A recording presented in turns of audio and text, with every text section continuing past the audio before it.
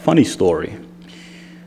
Back in late 2020, yes, late 2020, around September, October 2020, we were doing a $5 million founders round, meaning that we were raising $5 million and we were giving the investors a founder's position in the company, meaning they are one of the founders, right? We were doing a founders round in the company for $5 million, and one investor, a billionaire out of Texas, he was supplying with $3 million, and another billionaire that made their fortune in pharmaceutical down here in South Florida, which he kind of lived about, well, he moved to Miami now. Anyways, these two billionaires were coming in. They were going to supply the $5 million collectively. One investor, he was asking for 30% of the company. At the time, I thought that was a horrible idea.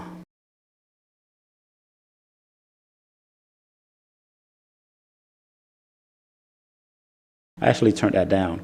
And with me turning that offer down, I inevitably destroyed the entire round.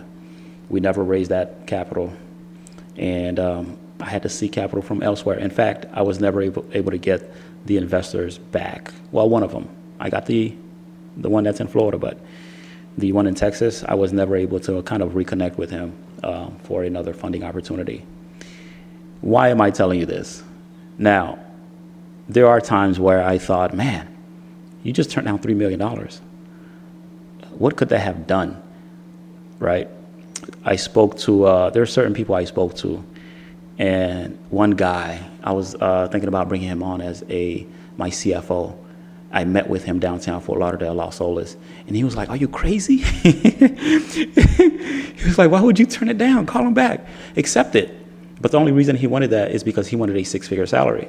He's like, look, I want a $325,000 salary. I was like, you're insane, dude.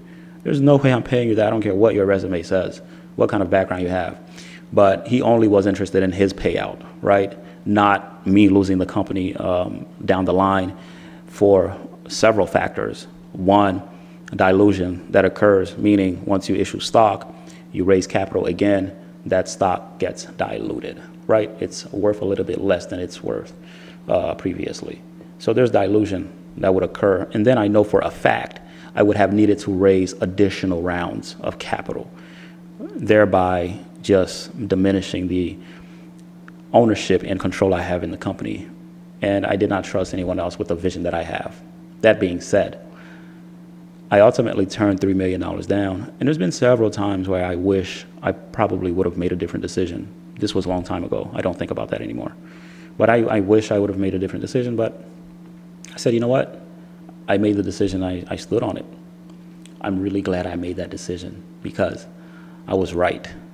Had I accepted that $3 million and given 30% to one guy, which is a crazy valuation, by the way, and had I given another, 20, 30% to the other investor? No, you know what? It would have been less. It would have been less because of the lead investor. Typically, you issue the main investor more and then your other investors less. But that being said, I would have lost 50% of the company, especially when dilution occurred. And I have other partners and other board members that I was issuing equity to at the time. So that would have been disastrous for me. I would not have control of my company to this day. And in fact, I would have been at the whims of these investors, running left and right. I would have successfully bought myself a business, a job. And I'm not looking to do that. Why am I telling you this very long story before we even start? Well, it's because I want you to think about when it comes to raising capital and before that. But ultimately, what I want you to really think about is giving equity to the people that are coming along with you. A lot of people use this strategy to get people motivated when they have no capital to give, meaning they can't pay them. They have no money in the bank. They use this strategy. They use this strategy to, get people to be enthusiastic about working with them. But it's also kind of like holding the carrot in front of them. Hey, look, I can't compensate you. Compensate is going to be when we close a deal. But what I want to offer you is founding equity, right? If we have 10 million shares, I want to offer you, 50,000 shares, 100,000 shares in the company. Now, that's great and all, but as little as that is, I do not agree with that. I don't think those people, as great as their resumes are worth giving equity up front without knowing the real capital that you're going to raise and how much dilution is going to occur, what kind of investor you're going to attract, and what the offering that you put together is going to look like. Obviously, there's going to be some clause in the contract where you could buy back equity from an investor, right? But that being said, you want to think about how much equity that you're going to give out overall, which all of this that I'm talking about, you can actually kind of draft this out in a capitalization table, cap table for short, right? So that being said, you need to be able to see if you gave an investor a certain amount of shares and he gives you a certain amount of capital, how much are you giving him and how much those shares are worth, and what dilution is going to occur with that investor's shares and your shares, and are you giving preferred stock or common, right? So a cap table kind of help you visualize that down the line, and any other potential investors that come in, you're able to, again, draft it out, model it out in the cap table, so you see exactly where you are. Investors will 100% want to see this because they want to know what the dilution is going to be. Now, why did I say all of that? I say all of that to say when you're recruiting these people, you do not issue equity outright. What you tell them is you're going to compensate them when the deal is closed.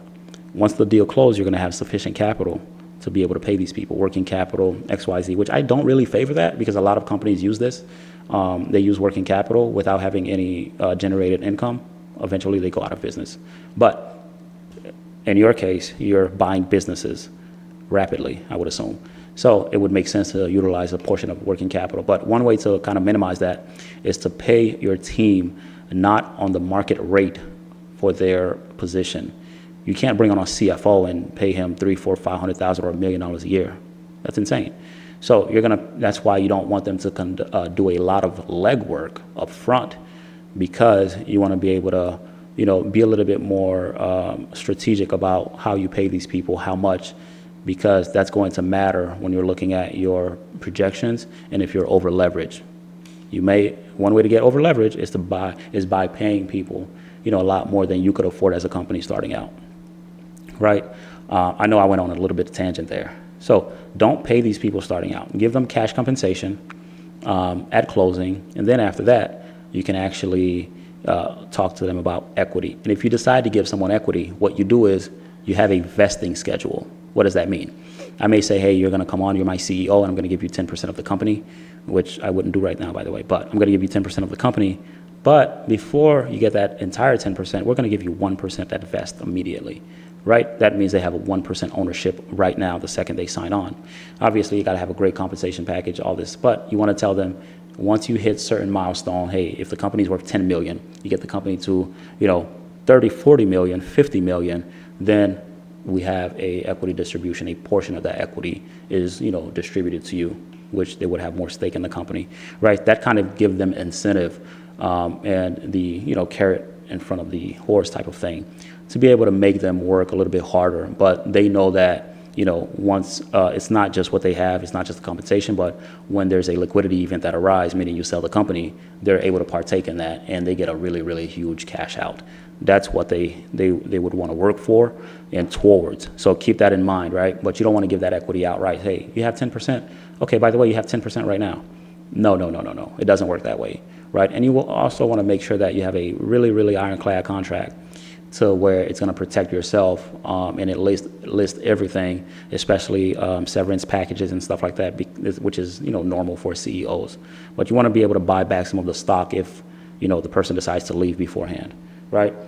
But those are just some of the ways how to bring on a team without giving equity outright and losing control of your company. I've seen people give 35% to their deal team, and they call them a board of directors, without knowing, and ultimately giving giving a team 35%, and you have 65%. Giving that up, how are you going to raise capital and remain, keep control of your company? Not really going to happen, right? So guys, think about that equity distribution and just put it on a vesting schedule. And be careful, make sure that the person is worth giving that equity to, because those are really expensive dollars. If you found value in this, as always, give me a like and subscribe. And if you want to get what we discussed in a PDF format, summarized, in a PDF format, go to ibuniversity.org/membership. Catch you later, guys.